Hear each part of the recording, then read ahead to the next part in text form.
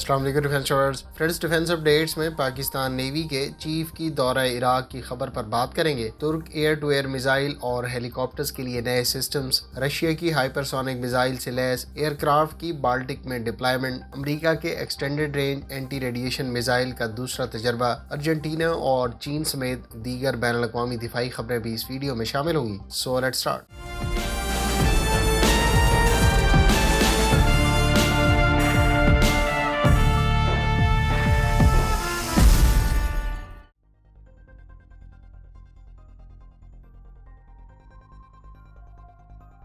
روس نے کنزل ہائپرسونک میزائل سے لیس MiG 31K کو بالٹک ریجن میں ڈپلائی کر دیا ہے۔ MiG 31 کی ڈپلائمنٹ سے متعلق ایک ویڈیو ریلیز کی گئی ہے۔ کنزل ایک nuclear capable air launch hypersonic missile ہے جس کو دسمبر 2017 میں رشین آرمڈ فورسز کی سروس میں شامل کیا گیا تھا۔ اس میزائل کے بارے میں 2000 کلومیٹر کی رینج اور ماک 10 کی سپیڈ کا دعویٰ کیا گیا ہے۔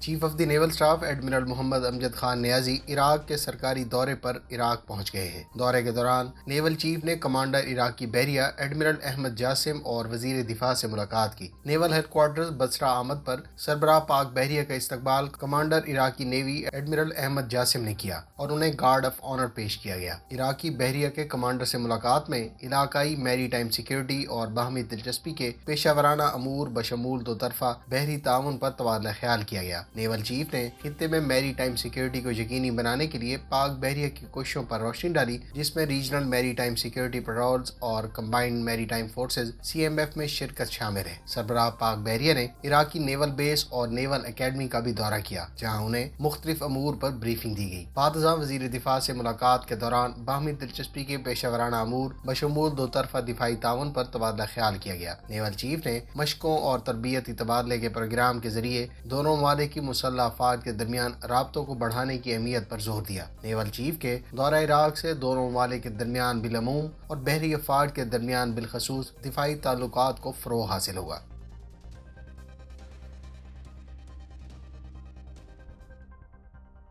وزیر اعظم اور آرمی چیف دہشت گردی کے خلاف جنگ لڑنے والے فوجی جوانوں سے ملاقات کرنے نوشکی پہنچے ہیں۔ نوشکی میں فوجی جوانوں سے خطاب کرتے ہوئے وزیر اعظم عمران خان نے کہا کہ دہشت گردی کے خلاف لڑنے والے جوان اکیلے نہیں ہیں، پوری قوم ان کے ساتھ کھڑی ہے۔ شہادت بہت بڑا رتبہ ہے اور یہ مسلمان کے لیے بڑا اعزاز ہے۔ دہشت گردی کے خلاف جنگ میں پاک فوج نے جو مظاہرہ کیا اس کی مثال نہیں ملتی۔ اس موقع پر انہوں نے رینجرز اور FC کی تنخواہوں میں 15% اضافے کا بھی اعلان کیا۔ انہوں نے مزید کہا کہ CPEC کے اگلے فیز میں سب سے زیادہ فائدہ بلوچستان کو ہوگا۔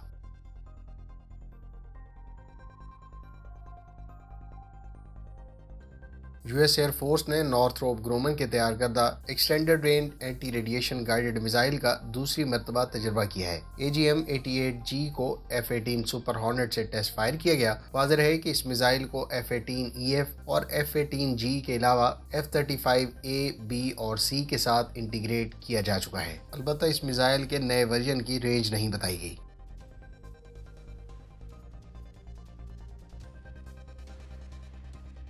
ارجنٹینا نے اپنی آرم فورسز کے لیے سویڈن کی کمپنی ساب کا تیار کردہ short range air defence system order کیا ہے۔ ارجنٹینا کی طرف سے RBS-70 کے نیکسٹ جنریشن ورژن کا آرڈر دیا گیا ہے۔ یہ سسٹم 8 کلومیٹر کی زیادہ رینج اور اس کا میزائل ماک 2 کی سپیڈ سے فلائی کرتا ہے۔ یہ سسٹم 3000 میٹر کی بلندی پر اہداف کو انٹرسیپٹ کر سکتا ہے۔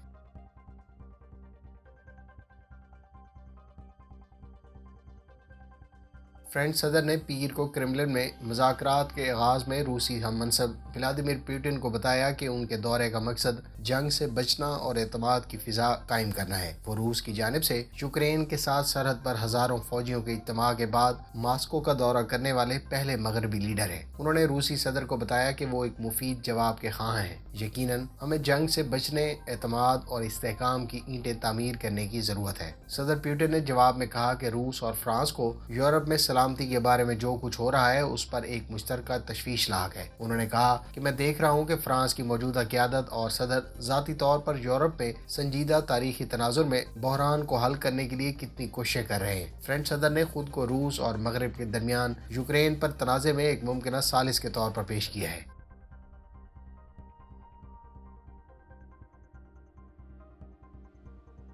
ترکی کی کمپنی میٹکسان کے تیار کردہ HETS نامی ہیلی کاپٹر آبسٹیکل ڈیٹیکشن سسٹم کو اس سال ترک آرم فورسز کو ڈیلیور کر دیا جائے گا۔ اس سسٹم کی آبسٹیکلز کو ڈیٹیکٹ کرنے کی رینج 1500 میٹر جبکہ وائر کو ڈیٹیکٹ کرنے کی رینج 900 میٹر بتائی گئی ہے۔ یہ ایک لائٹ ویٹ سسٹم ہے جس کو ترکی کے اس وقت سروس میں موجود تمام یوٹیلیٹی اور اٹیک ہیلی کاپٹرز پر نصب کیا جا سکتا ہے۔ یاد رہے کہ اس سسٹم کی بدولت پائلٹ کو بروقت کسی بھی قسم کے آبسٹیکل کے بارے میں اطلاع دی جاتی ہے جس کی بدولت وہ ہیلی کاپٹر کو منور کر سکتا ہے۔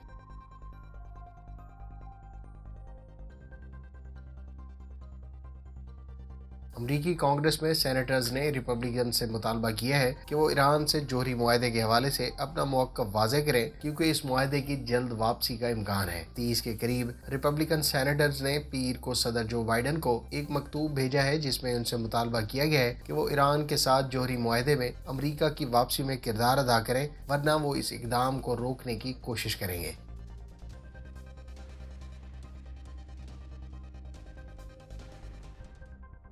ترک میڈیا کی تیار کردہ رپورٹ کے مطابق ترکی کے مقامی ایئر ٹو ایئر میزائلز کو اس سال ہی باقاعدہ F-16 کے لیے ڈیلیور کر دیا جائے گا۔ اس میں سے Bozdogan within visual range missile کی رینج 25 کلومیٹر سے زائد اور BBR گوگدوگان کی رینج 65 کلومیٹر سے زائد بتائی گئی ہے۔ نیکسٹ فیز میں ان میزائلز کو ترکی کے تیار کردہ ڈرونز اور ہیلی کاپٹرز پر انٹیگریشن کا کام سر انجام دیا جائے گا جس پر سٹڈیز پہلے ہی شروع کر دی گئی ہیں۔ واضح رہے کہ ترکی اس کے علاوہ اپنی نیوی میں اٹماکا اینٹی شپ کروز میزائل سے امریکی ساختہ ہارپون اینٹی شپ کروز میزائل کو ریپلیس کرنے کا اعلان پہلے ہی کر چکا ہے، جبکہ اسی قسم کی ڈیولپمنٹ ہمیں ایئر ٹو ایئر میزائل کے تناظر میں بھی دیکھنے کو مل سکتی ہیں۔ تاہم امریکی ساختہ ایئر ٹو ایئر میزائلز بھی ترک ایئر فورس کی سروس میں موجود رہیں گے۔